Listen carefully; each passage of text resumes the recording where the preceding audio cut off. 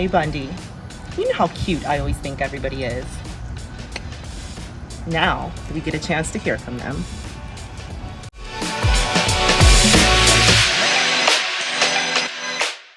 Hey, welcome back to another episode of Live, Laugh, LLLxo podcast with myself, Lotus Lane, and this goofball over here. You can call me Bundy. And we have a special Zoom guest, my friend, my colleague and coworker, Mr. Mike Stabile. And what the hell, Mike?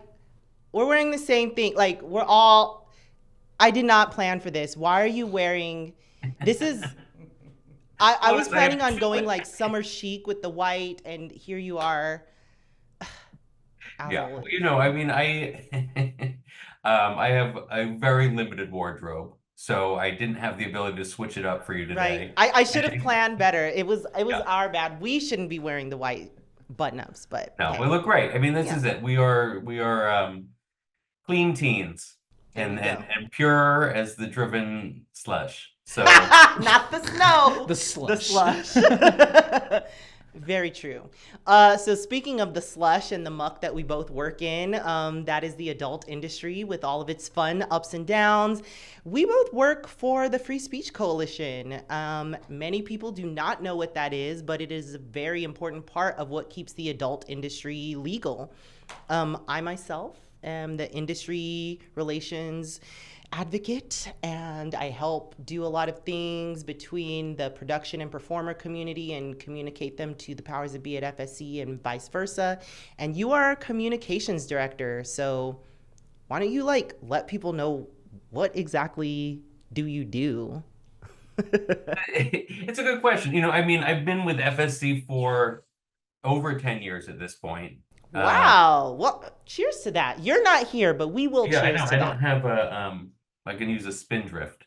But I'll keep that'll it do. I'll keep the logo away, as I know how production goes. But yeah, FSC has been around for 30 something years, and it got its start defending the industry from the same people that we're dealing with today, which is religious conservatives who don't like the industry, who don't believe that it should exist, who believe that we're all crackheads and degenerates and perverts, and some of that is true, obviously, but we maybe think that it's maybe not the worst thing in the world, whereas they think crackheads deserve to make a living too. Yeah, exactly. They want all sex to be reproduction. They want women to act in a certain way. They want to patrol women's sexuality in particular, and they want to stop people from masturbating, right? There's all of these sort of religious things that come into it. And that was sort of when FSC got started. That's what we were dealing with. We were dealing with the Reagan administration. Yeah. Coming down and trying to put the adult industry out of business. So yeah, I mean, it's been a vital force because no one else stands up for us, right? I think that's true. Yeah, we sluts were on our own. Sadly, even though we stand up for a lot of other people that can benefit from our advocacy or the crossover of our advocacy.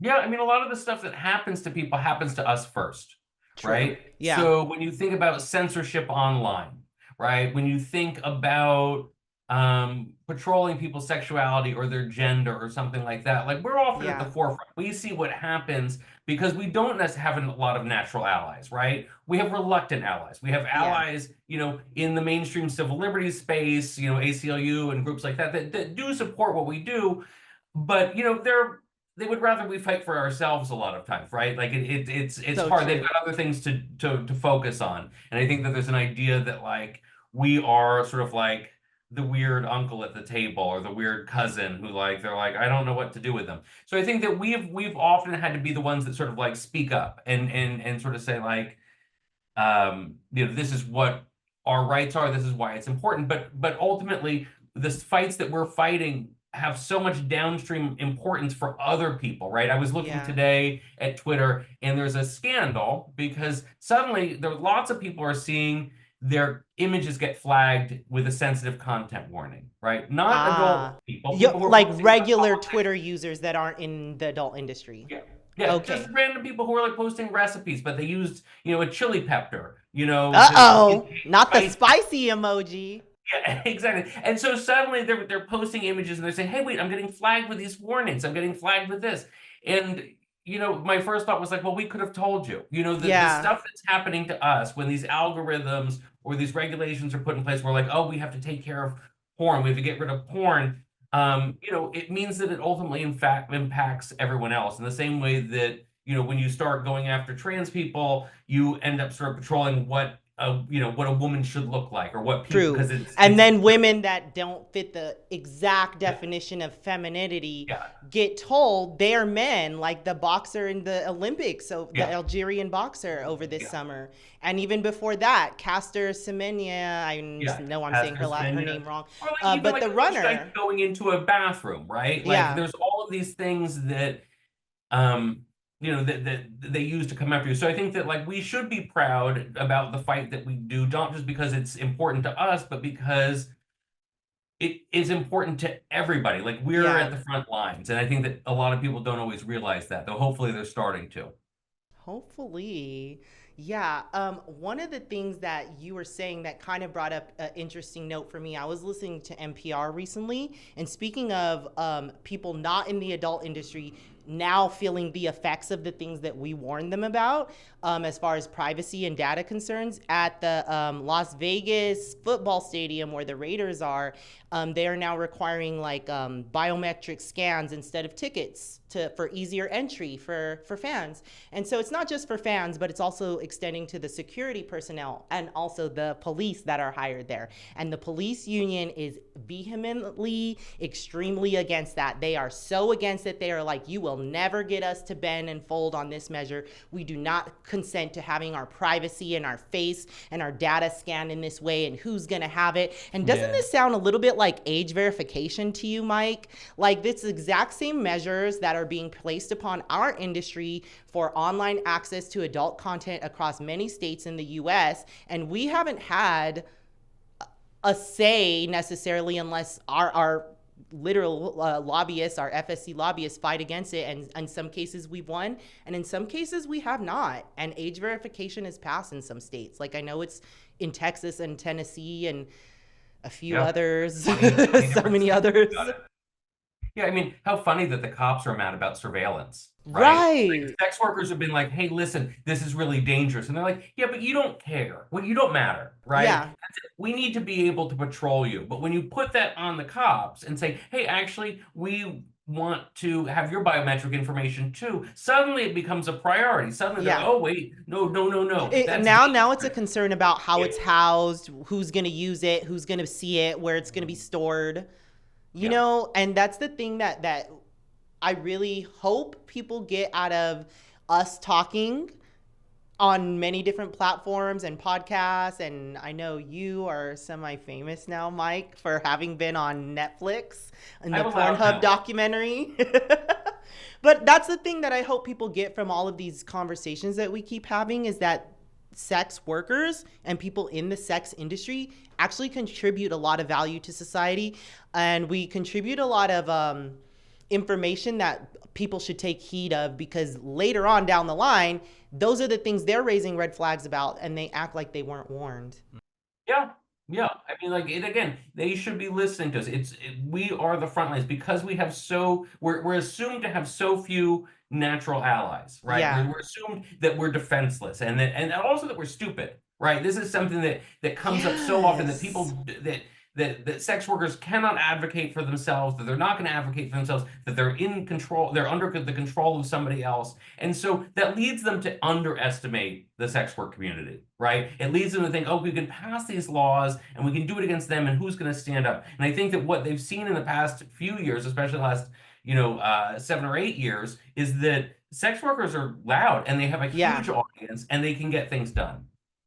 Yeah, one of the things that I was kind of amazed about, that I noticed too, especially when it comes to specific laws that are formed against sex work or porn work specifically, is we tend to win all of those cases. We tend You to know, defeat all of those like bad bills that are formed against us, like Measure B or Prop 60 here in California that were attempting to mandate condoms, and not just condoms, because a lot of people think that's what that's how they always get to. They say the nice thing on top, and then underneath it all, they really meant like actual like yellow construction gear protective barrier head to toe, like really a hazmat suit. Yes, that's what I was trying to say. Yeah, really, they wanted y'all to fucking a hazmat yes, really suit. extreme stuff. And it's not until we in our industry kind of made PSAs about the extreme actuality of these bills being proposed that people realize how bad they are and vote against them. So we actually do tend to win a lot of the bad bills and laws formed against us, which is to say that we do have a powerful voting, I don't know, body, community, reach that shouldn't be ignored. One of the things is that they underestimate us, right? This is the sort of thing. They come up with these regulations. They assume we've never thought about this, right? When you think about Prop 60, Prop 60 was theoretically a condom mandate. If you were going to shoot porn, you have to wear a condom, right? And it was assumed by the people who put the legislation forward that that was what adult performers wanted. Yeah. Right. That was what. But they didn't ask any of us or include us in the making of the law. To anybody, right? They talked to a handful of people, but not whatever else. And performers were like, "Hey, listen, you think this is the first time we've ever thought about STDs, right? STIs? This is the first time we've ever thought about HIV? No, we've been dealing with this for 20 years. We have systems, we have testing, we have protocols, we have do all of these things. Your solution doesn't work for us." And I'm glad that you came out here as like Captain Save-A-Ho to come in and be like, I'm going to come up with a solution that's going to do it, but this is not what we want. And I think that one of the reasons that we end up being successful, I think it's twofold. One is they underestimate us and they draft laws that are just so poorly done, right? True. Because they've never thought about sex. They've never thought about the porn industry other than in this negative way. And they think, well, we can come in and do this. This is, without consulting anybody who might actually be involved, be a part of it, right? They're looking at their Bible rather than looking at like the Constitution or, whatever the actual reality is of the news. The other thing is that they don't realize that sex workers have a voice. And when one of the things I try to communicate when talking about these issues is just think about, yes, there are millions of sex workers, right, in the U.S., right? There's millions of people. If you look at the latest numbers from OnlyFans, that's just one site, and it's only a portion of the community, right? That alone is over 4 million people. Right, that's 4 million voters in this country that are being downplayed and ignored and shunned, quite honestly, by the party that needs them the most. Yeah. Interesting. And then you've got the creators, right? You've got cam people, you've got people who are doing full service work, right? And then you have all of the fans, right? So you look at those people and you look at the, every creator's got 10,000, 20,000, 50,000, 100,000, a million, 20 million, right? That's a huge audience. And I think that we don't always understand that we can marshal that and get those issues out there. Yeah.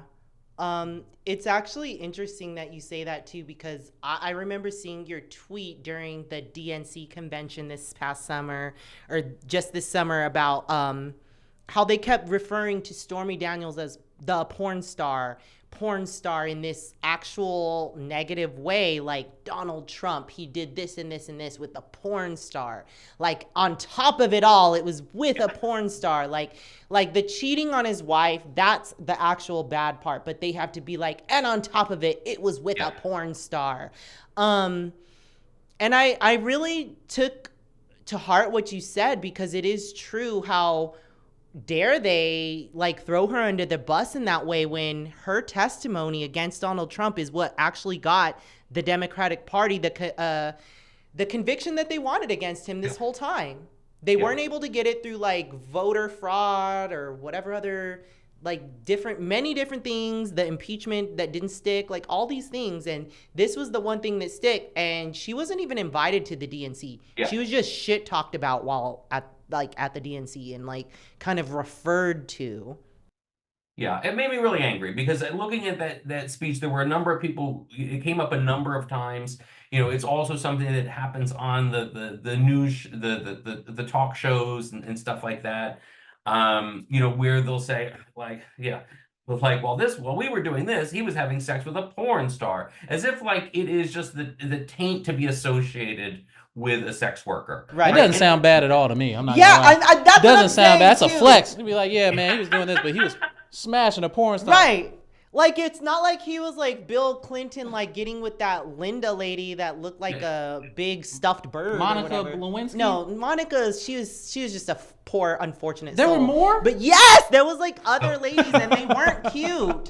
But all that to say is like, yeah, like most presidents or politicians, when they cheat, they usually don't get to cheat with someone that's even attractive. And the fact that he had his affair with Stormy Daniels, they say it like it's such a disgusting thing. And that goes into the stigma of the way people think of us porn stars and adult performers as like, we have diseases, we're vile, we have all the STIs. When in actuality, people, the most testing, huh? Yeah, we get tested the most. We actually test more than your medical doctor that's open heart surgerying your body right now. We get tested more than most of the community and population out there, especially more than anybody you're going to pick up at a bar or at an event that you think you're going to meet your Mr. or Mrs. Right at. And the funny thing is, too, when you're speaking about our testing procedures and all of that, a lot of people's COVID, testing procedures came from our industry. Yeah, during the pandemic, when and not the nose thing, but the contact tracing of knowing how to find out how you got COVID in the first place, that came from our industry. That practice was discussed, and I remember our executive director at the time on the phone with Hollywood executives of major motion picture studios, on the phone with the CDC, with the WHO, the World Health Organization, letting them know how on earth does an industry as vile and touched by infection as the adult industry contain infections the way that you do. How on earth do you do it? And we let everybody know through contact tracing and all the measures that we do, and those literally are the blueprints for everybody else's workplace and procedures for how to get back to work. So you saying sex workers weren't the heroes that they wanted, but the heroes that they needed? Definitely. The Avengers! Y'all are the Avengers out here, man. It's crazy. You could also say we came through when it was necessary. Yeah. For the population, for the good of the people. Yeah. For the good of the public. This is the thing that I try to communicate over and over again with journalists. We know what we're talking about, right? This isn't our first time at the rodeo, right? We have come in and yes, this is how you do contact tracing. Here's how you preserve the anonymity. Here's how you don't communicate stigma. This is what it looks like. This is what it looks like in a workplace, right? They've never thought about infection in a workplace. No. These are people that go to work when they have the flu because they're just getting through it. Like they just, they don't even think of spreading infections and diseases until it was as serious as it was. And now we know. And many people still don't know, but we know. Well, because we know I think that with PASS, which is, the industry testing system, obviously, was, that you can't work, right, if you test positive for something until you clear it and you test negative. And other people didn't have to do with it. They'd be like, well, I don't know. I guess I stopped sneezing. I stayed at home one day, but I'm coming back the next day. Or you think about the old days when you'd go into an office, or I would go into an office, and someone would say, my wife's got the flu. And we wouldn't think to say, oh, you know what? Actually, maybe you should have be it here. too. I don't want to have lunch with you.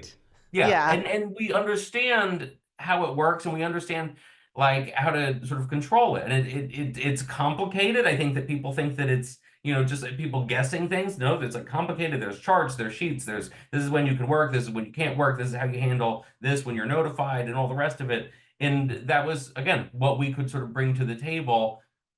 People underestimated us because we're left to our own devices, right? Because we don't have access to all of the rights and all of the resources that a mainstream industry does. And because we're faced with so much stigma, we've had to come up with our own protocols, and that's often meant that we are more evolved than someone else is, because we don't get to rest. I mean, if you think about like banking discrimination, or you think about payments or things like that, the industry has to develop payments because we're so cut off from the rest of the industry, and so, or from the rest of the banking industry. And so, like, we are more creative, we're more inventive. I always say that the adult industry, and I think sex workers in general, are like weeds, right? We grow in the places that other people can't. All right, so why do you feel like it's so difficult for people in that industry to deal with like banking and just where to put their money at and stuff like that? Well, I think that what we see is that, like, the adult industry is cut off from all the sources of support that a mainstream business would have, right? So whether it's healthcare or banking, like, we're just not respected, right? We're treated with disrespect. And what that's meant is that we've had to become stronger, and we've had to become more resilient, and we've had to become more creative. Like, there's a reason the adult industry has led in terms of technology, right? That we made, like, we were the force behind the VCR, right? We were the force behind video streaming. We're the force behind affiliate payouts and payments online, because we're cut off from the stuff that everybody else gets, right? If you have access to a lot of, like, really, if you've got it easy, if you're a rich kid, right? You don't have to work hard, right? Because you've got everything. Like, it's easy for you to sort of succeed. In the same way that if you're a plant, it's easy for you to succeed because if you've got good soil and access to water and all the rest of it. If you're in the adult industry, you don't have access to that, right? You're losing your bank constantly. You don't get a loan, right? You don't, you're denied insurance. You're denied all these things. And so what we've had to do is to find the cracks and find the crevices where we can succeed, when we can thrive. Right. And that meant that we're a stronger business, that we're stronger. I think that, I was sort of saying that the sex workers are like weeds, right? We grow in places that are inhospitable to, like, weaker species, right? Of weaker businesses. They can't survive in the hot sun. They can't survive. They need all this, if you look at like a flower, right? Oh, it needs all of these different things. It needs the right fertilizer, right? The temperature, the right soil. Sex workers are like, you know what? We'll grow in anything. Right? Yeah. If you cut us off from this, we will find another way to survive, because that's what's in our DNA. That's what's in the DNA of the adult industry, is to figure out, how can I exploit this system for me to be able to thrive? And part of it is because there are always fans, right? Sexuality can't sort of be contained. So there's always people who are like, I'm interested in this. I'm interested in sexuality. I'm interested in gender. I'm interested in something that's not the mainstream stuff, and I'm going to try to seek it out. And so there's a market there, and we just try to find ways to exploit it, even though we're getting kicked off of Facebook, even though you're getting censored on Twitter, right? Because of all these things. I think that's sort of what makes the industry strong. I have to agree. I mean, it's part of why I chose my name, Lotus. It's a flower that grows and blossoms, even though it lives amongst, like, the muck and mud. Like, it's still able to flourish despite all of that. But yeah, it's just really interesting that, especially in this moment in time, it feels like there's so many different laws and bills coming up against our industry. I don't even know if people are aware, like, do you know that we almost had an age verification bill that passed in California, which would have required us, if we're going to go on adult sites, to upload our ID, and who knows what else they would have required as far as biometric data, like maybe an eyeball scan or something like that, or a full face scan. Just to look at it, right? Like, and it would have been per site, actual, like, legal site. And what do you think that does? It doesn't make people want to do that. They'll just go to, like, the off-brand site. Yeah, I'd have been on X videos. But my thing is, like, why am I doing so much? Like, I'm already turned off. I'm at a point in time where I'm, like, feeling spontaneous. You know, I want to go watch this. Yeah. I don't want to go to get my phone, grab my ID. You have to get up out of the bed now. Yeah, I'm situated. I got everything I need on this bed right here. I'm not getting back up. I'm comfy. Thank you. But now I have to age verify. I have to, like, do a retina scan. I have to, like, get in my car, show them a picture of my steering wheel. I don't know what else I need to do. Like, but that wouldn't just make me go to, like, an off-brand site. Or that would make you go, right? Like, I mean, this is the thing, is that they don't want anybody going to adult. And so going to adult sites. And so a lot of these regulations, which come in with these things that sound good, right? We need to protect kids from accessing adult content online. Nobody wants kids accessing porn, right? No. That's not the like, nobody wants that. But if your solution is, right, like you said, Bundy, right? Like okay, it's going to take you 5 minutes to verify, and you are just trying to enjoy yourself. You're already out of the mood. Right. Yeah, and also like maybe it's something that you're like, I actually don't know that the government needs to know that I'm trying to go on this site. Right. I don't know that this is something that I want to get out there because I can lose my job, right? All the stuff that sex workers deal with, fans would have to deal with, right? Oh, your data got leaked. Oh, you lost your job. You can't be a teacher. You're losing custody of your kid. All of Right. this stuff that like Wow. gets used against sex Ashley workers, Madison but then get type used leaks, against fans. And so I think that's it. Like they build these things so they're like, okay, can we make it as difficult as possible so that people will just give up? As Lotus says, what do? They go to a pirate site, right? They go to some place that is located outside the country that's not complying with US law, that's not taking down stolen videos, right? That's not doing that. And they go there instead of a site where someone is getting paid, where someone is making money. And I think that ultimately that's the goal. The goal is to destabilize it. I don't think that it's a surprise that this happened after the rise of like fan content, right? And after the social media, OnlyFans like blew up. they want it to be hard for the performer, and they want it to be hard for the fan, right? And not hard in the good way, but hard in like difficult, right? To make it so that you don't access this stuff because they're coming from a place of moral judgment and faith-based judgment. I feel like the people that have these moral judgments and these faith-based judgments do the same thing that we do. They just don't want it out of the open. They're watching porn. They're Absolutely. like they're being degenerates just like us. Like, why do they sit here and act like, they have some kind of like higher moral ground just because they're in church every Sunday? I mean, and they access it even more if we look at the Pornhub stats on the areas with the red states, Well, that's it. I mean, this is one of the things that's happened. There's been this movement in the past few years around this idea of porn addiction, right? Yeah. Where people are getting addicted to porn. It doesn't happen, right? What happens is that people feel bad about what they're looking at. And then they decide that it's not them, and that if that it's bad that they're looking at it, right? It's bad that they're going on porn sites, and so then they can't control it, right? And who are those people who are reporting this? It's religious people, right? Because I looked at a study recently that said, the average number of times that someone who's porn addicted looks at porn in the course of a year is 10 times. That's not even that much. 10 times in a year? It's nothing. I was like, wait, 10 times in a year. Like, that's going to your favorite restaurant. Not even 10 times in a day. Like, the Lord will curse me. I can't do this. And so what they're doing is they're saying, rather than being like, oh, you know what? It's sexuality. It's fine. Masturbation's normal. Porn is normal. It's not a big deal. They're being like, it's horrible. It's evil. And so what do? They externalize it. Be like, I must be addicted to this. It's porn's fault. It's not the fact that I'm horny and want to jerk off. It's, oh, no, it's this bad stuff that's addictive and we must silence it. They know that they're going to be able to access it, right? The internet is open. They know they're going to be able to go to some shitty site. They're not paying for it anyway, right? They're like, true. Oh, I'm getting a pirated leak video of this, OnlyFans girl, right? They're not being like, oh, I'm going to help. I want to make sure sex workers are getting paid. No, they're going to these scammy sites, and they know the scammy sites will continue because and put viruses on their computer, which probably further their guilt feelings because now they're like scrubbing viruses off their laptops, hoping their partner doesn't see it. And I think you're right about all of that, especially when it comes to sex addiction. Shame plays a big part in the feeling of like an addiction to like porn or sex. That's so surprising that you say people only look at things about 10 times per year. I thought you were going to say a week. Yeah, even a week is not even that much. Even 10 times a week is not that much. That's like twice a day, and then you're taking weekends off.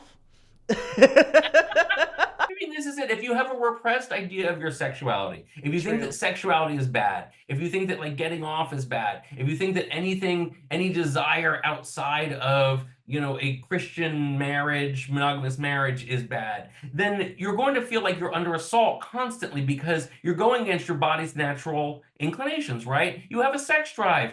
Like you find other people attractive. If you can't talk about it, if everything in that is a sin, then you're constantly going to be like, oh, there's demons out there that are trying to tempt me, right? That are trying to lure me, and instead of just recognizing, well, no, we're sexual beings. Like it's fine. It doesn't mean you have to act on everything. It doesn't mean that like you get to violate consent or anything like that. But This is a normal physical Yeah, reaction. the curiosity is normal, and I think that's the main thing that I've always taken from it is just a curiosity of other people and other bodies. And a lot of times, especially like, unfortunately, a lot of women think that when their male partner is looking at porn, it means something about them or against them or their lack of attraction. And a lot of times we just want to see what other bodies move like and look like. And it doesn't necessarily mean that's our main or major preference. And a lot of times, watching that stuff keeps your partner from cheating. True that. You Because know, there's been just like, times where I've been like, yo, man, god damn, You just- and then I just put on some porn. I'm like, yo, why I Right. need to go? Come on. you now. just satisfy that curiosity urge a little Yeah. bit, you know? I mean, It's sometimes your entertainment. sex drives are mismatched, right? Sometimes it's not the right time for someone. You know, someone's not feeling it or whatever. Like there's all these things where it's useful, right? And I think Right. that porn is a good. I think that people like are used to thinking of it like, oh, it's just sort of like it's a vice. It's bad. But, you know, no, it's good. It's healthy. It's wonderful. I think that we don't look at Hollywood movies in the same way that we look at porn, right? We Exactly. look at like the Kardashians. If somebody's watching the Oh God, Kardashians, it's just pure the trash. they're not Pure it's trash. but people aren't looking at it and being like, oh, that my wife is watching that. She's really dissatisfied with my income or whatever. Like they Right. don't Yeah, because compare we're it, not living like the right? Kardashians or whatever. Like people Yeah, you don't don't watch it. Your internalize it in husband's that watching way. like, Mission Impossible or whatever. You're like, oh, he must be so disappointed in our boring suburban life. I mean, I He am. wants to fantasize about this. Yeah, We why aren't you can't a watch that spy? because that's too tempting. You're like, no, we know that it's different. We know there's a difference between the goddamn TV and and the reality. We know there's a difference between what's on your phone or your laptop when you're jerking off and what your partner is. They're different things. When I go and get takeout, or my boyfriend gets takeout, I don't say, oh, he really hates my cooking. He must want this other Right? stuff. No, Yeah, it's different times, exactly. different places. If he compliments a dish at a restaurant, I'm not like, oh, what does that mean? I can't survive. I can't fulfill him in that way because I'm the Right. right. Like, no, it's And it's dumb. so, I love that you bring up the example of food because a lot of times when people ask me about like ethical porn and this and that, I use food as an example because, for instance, like, I love food, so I'm right. waiting for this example. Right, and we all love food and we all love candy and especially Halloween candy and those colorful wrappers and they just, our eyes gravitated and that those couple of weeks right after Halloween and you just have that mound of candy on your desk or your front table and you just go and grab. It's right there. You don't even think about it. You're not even craving it. It's just right there and it's flashy and you're into it.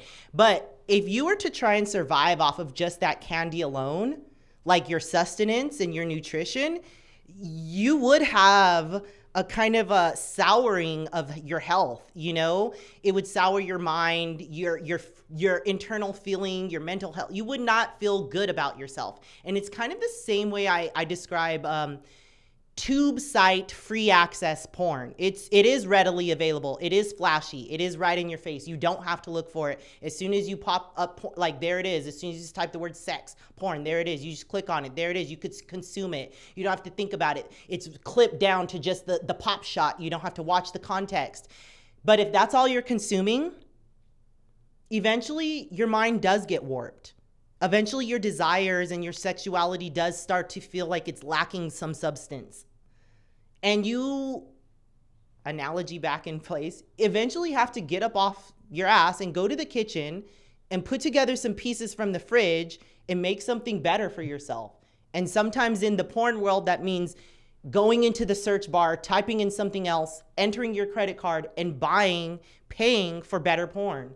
Paying for the kind of content that is going to nourish your actual sexuality, your actual desires, that's going to nourish the curiosity of things that you really, really want to get into, but not just like the spliced version where it's just the pop shot, Like, I think absolutely. I mean, I think that, that's the issue with tech in general, right? Is that like, I can watch, TikTok and after like a half hour, I'm like, I feel sick to my stomach. Yes, I feel literally. like it's been junk. And so I don't think it's necessarily about sex necessarily. It's just about like, wanting to be able to go deeper into some of this because I think that there are, I was at, I don't know if it was the Porno Film Festival or it was like one of the things in Berlin and there was a performer there that was I think it was Mickey Mott, who was saying, you know what, I Love actually him. don't like the ethical, non-ethical dilemma because I think there are points. He's like, but if I'm getting, I don't, and I shouldn't actually say it was Mickey because I don't know that. No,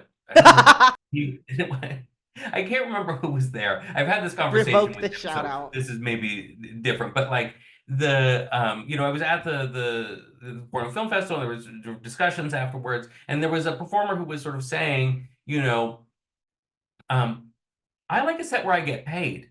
And Yeah. if your idea of an ethical set is the me taking a pay cut, then I don't think that that's so ethical. I think that like what we need to look at is like the holistic, right? There's a time Yeah. and place for dessert, right? There's a time and place where you're like, well, Exactly. I'm running and I just need to grab a Snickers, or a Right. Clif Bar or whatever. It's not always the best thing. It's not a whole thing. We're not exploring my sexuality. We're not exploring my nutrition. I'm just trying to get some quick Yeah. stuff in there. And there's a time for Just a that. sweet I kick. think that I think that one of the things that happens with the shame that's foisted on the porn industry is that people think that they don't have to pay performers, meaning That fans, part. and so they're just watching stuff that is quick and free and easy, and so they don't think about like, oh, I'm exploring my sexuality. I think that the more that we're able to talk about porn as being a net good and a porn as being something that's like an interesting way to explore things that you haven't tried or that you're curious about, then the more you think about like, oh, well, yeah, I will spend this time. I'm not going to worry about getting on and getting off as quickly as possible because I'm embarrassed or I'm Yeah. ashamed. Like, and I'm not going to worry so much about the algorithm. I'm going to try to explore the things and articulate the things it is that I want. Yo. How did that hit you?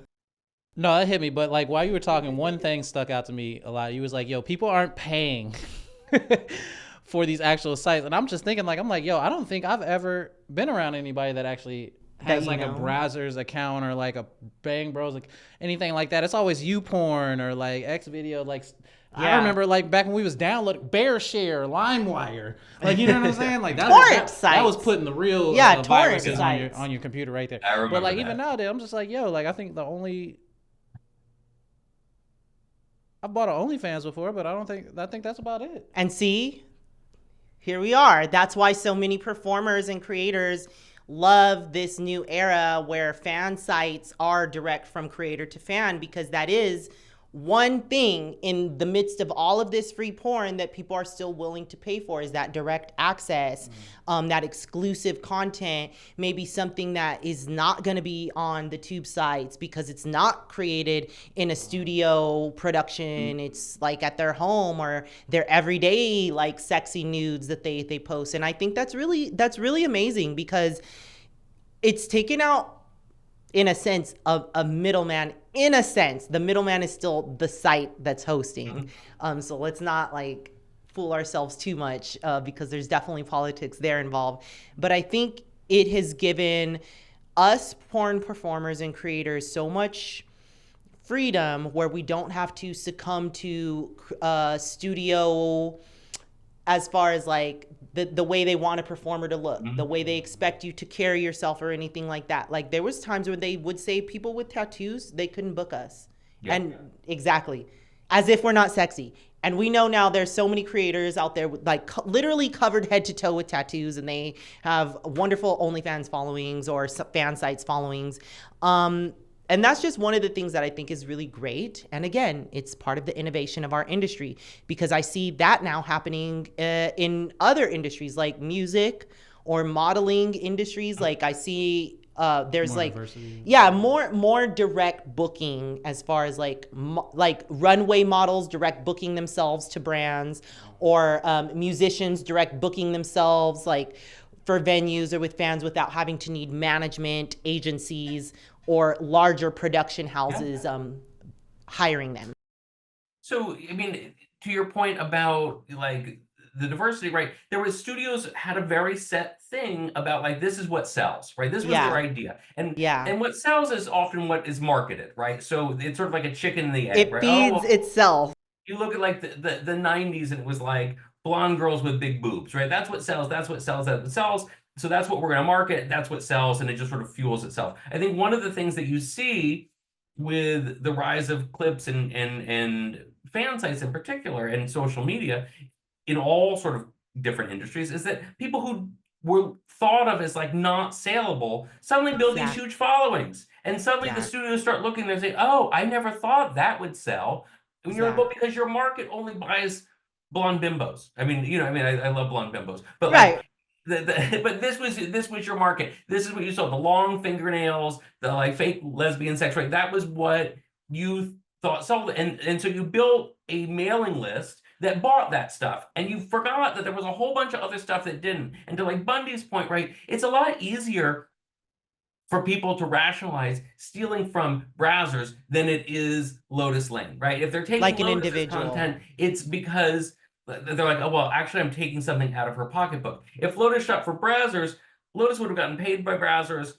It's a nameless, I mean, not a nameless corporation, it's browsers, but it's, like you know, huge corporation. They corporation that I'm just of taking it out of some business's pocket. And it's like the difference between stealing maybe from like Chipotle and like the lady who's running the hot dog stand outside the Hollywood Bowl, right? Like you're like, oh, well, this one, that's a corporation. They're never going to notice it. This one is. They're like, going to feel the pinch. I'm taking her money. It's like stealing from Walmart compared to a mom and pop operation. Yeah. So, Mike, one of the last things I wanted to talk to you about is, I guess, the most important issues facing our industry right now, because there are always constantly like random bills popping up here and there, but especially this being an election year, 2024, what are the things that we're facing that we really need to pay attention to, that people that care about us and keeping porn and adult industry and sex industry legal and above board need to pay attention to? I mean, I think that obviously the age verification laws we talked about, right? These are sort of backdoor censorship. They are a way to make it difficult for you to access porn. They want to dissuade you from doing it. If you look at some of the legislation, there's often like health warnings or things that are going to tell you that this is bad, that it causes trafficking, that it causes like all these sorts of things. So like a lot of when you look at age verification, it's not about protecting kids. It's about making it really difficult and make it you know, really dangerous to enter. They want the porn industry to sort of basically be underground, right? They want to kill small businesses like mine. Yes. And other individual creators like mine. Not to, you know, kids going online. This is a reaction to the explosion of individual creators, right? This idea of like, oh, we want this to make it dangerous. We don't want it possible that my daughter or my son is going to go out and make money in this. Like, I want it be a positive thing.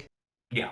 Exactly. I think that the other thing is that we just have especially on the right, there is such an ascendant anti-sex, anti-porn movement, right? Where and they're using often porn as sort of hey, we have to go after porn, when they really want to go after all of these other things. And so they have said, you know, we want to start investigating the porn industry. We want to go after it. We want to ban Pornhub. We want to do all of these things. And they literally want to make us into sex offenders, registered sex offenders. According to Project 2025. Project 2025. Yeah. Like Project 2025. That's too big of a net. No, exactly. That's why it's really alarming, because that is the language that's literally written in this manifesto. And everybody watches this shit. Yeah. It's going to be ridiculous, bro. It's going to be the longest list of sexual predators. Right. And that they want to extend it. I mean, one of the things that's funny about Project 25 is the section about they want to ban pornography. They don't think that it deserves First Amendment protections. But when they talk about pornography, they're also talking about, about LGBTQ content, right? Meaning not porn, but everything. They think that, you know, a healthcare manual about trans issues is pornography. They think that Toni Morrison is pornography. They think that all these things. So pornography doesn't have, I mean, I think people often think of, well, I know what porn is because I watch porn or I've seen porn or whatever. But porn as a term doesn't have a clear definition, right? Porn just sort of exists as the stuff that is outside the scope of what's morally acceptable. And so when people start talking about, oh, we need to ban porn, often what they're saying is, we need applied to all of these things. Like there's libraries across the country that have been pulling books from schools saying this is porn.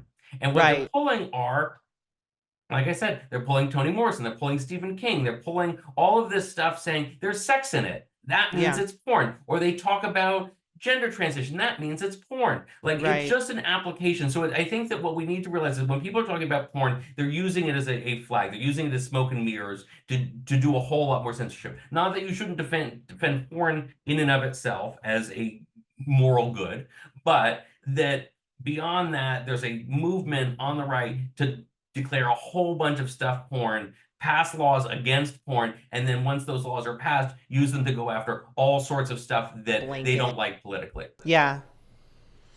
Thank you so much for laying that out. I think that makes it very clear for anyone listening to be aware that age verification laws popping up in their states should be voted down. Things popping up in Project 2025 should be voted down. So definitely this fall, vote like your life depends on it, because it actually does, because there's so many other things in Project 2025 that they're coming after, not just the adult industry, not just LGBTQ issues, so many other things, even overtime work. So yeah, I mean, I guess you better put in your overtime hours now. This is stuff that, and I don't say this lightly, like I am, like if things were to go, I think that there are problems with both of our candidates, on either side, right? Kamala Harris is not great on sex work issues. There's all these sorts of things. No, they literally just removed any kind of positive language about sex work, supporting anything from the DNC website. And like I said earlier, like they kept throwing Stormy under the bus, referring to her negatively as just the porn star, even though she is literally the beacon, the light in the tunnel, the only thing that got the conviction for Donald Trump. Ain't it crazy how that conviction isn't stopping him from running for president? No, and it's not stopping. It's not stopping the quote patriots from voting for him either. I can have 100 felonies. They'll vote for me, huh? I mean, I guess now. They wouldn't vote for me. Really wants to shut down the whole industry and arrest everybody. So you're sort of like, okay, I need to make a plan B. Yeah. If Trump were to be reelected, I really think that we're looking at like, oh yeah, a crackdown on the industry. It happened in the second term of the Reagan administration. It was like a reward to the evangelicals. I think you would see it as well here in a second Trump administration. A real crackdown on, we're going to weaponize the Justice Department. We're going to go after sites that we don't like. We're going to shut them down. So I think that there's a lot at stake. If there's any president that I feel like watches porn, right. It's Donald Trump. Okay? Well, we know he does. We know he did. We know he does. He knew who Stormy was before. He needs to be more of an advocate. He needs to be more of an ally. They've got the most shame around her. Or they've got the most complicated relationship. They want to hide it. And so what do? They create laws to go after it. So to distract from the fact that they're like the biggest purveyors of it. He wants to, I'm not involved with, Stormy, that's a bad, if I can make up for it by going after the porn industry. The whole industry. Yeah. That makes sense. I did have one question I wanted to ask him, though. Like a nice little fun question. All right. Is there one person that's involved in this industry that you feel like could make a difference politically if they were to run for office or presidency or anything like that?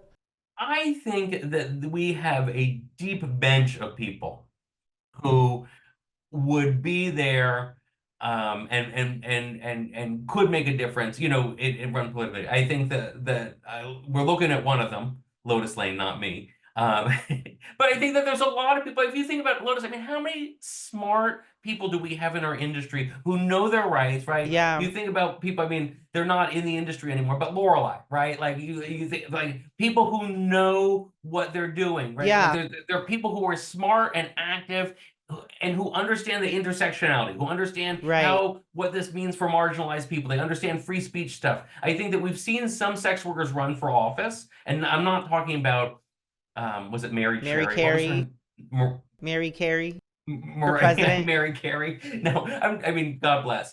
But yes. About I think it's Alexandra Hunt in Philadelphia, right? The former running. Like, these are people who understand the issues, and they understand what these issues mean for people who are, marginalized, who don't have access to rights, who are constantly dealing with harassment, all this stuff. I think that sex workers would make the best politicians. And I would love to see people run. I would love to get on that campaign. I will volunteer and help create a strategy. But I would love it. I think that there are so many that we can't even think about how many they are. And maybe in the next election cycle, we should run a bunch.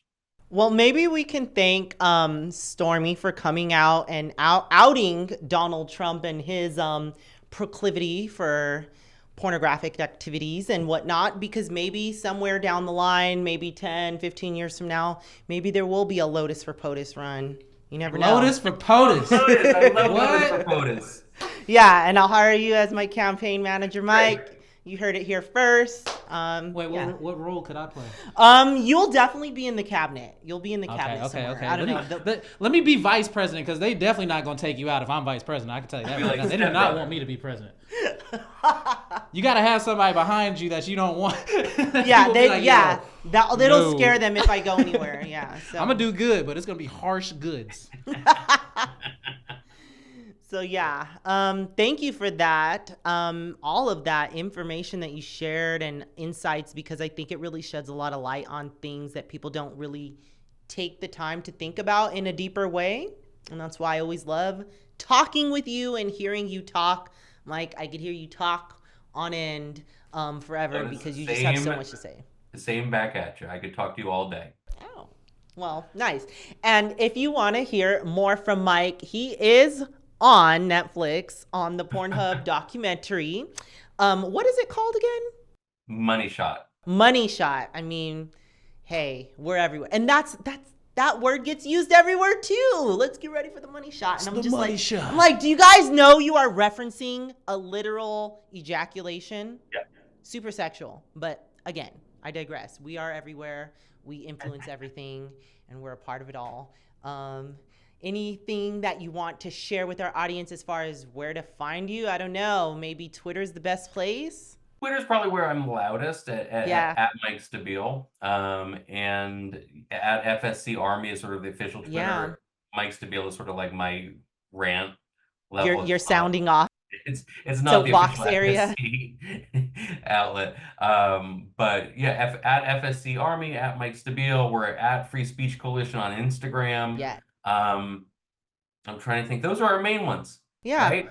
Yeah. Support, donate, and support porn. Talk to your friends about porn. Workers. Be like, it's good. Don't be embarrassed. It's fine. Yeah, I mean, it's the next T-shirt I'm gonna make. Yeah. Actually, ask me about my porn. Ask me about my porn habits. Oh wow, that'll be a good one. Look out for that merch coming soon from Bundy. All right, thank you all for joining us, and thank you again, Mike, for being here. You're the best. You're the man. And I don't know, I guess we all need new outfits, huh? I mean, I'm keeping this one. Nah, the white button up or the pink button up, man. You stay true to you. All right, take care.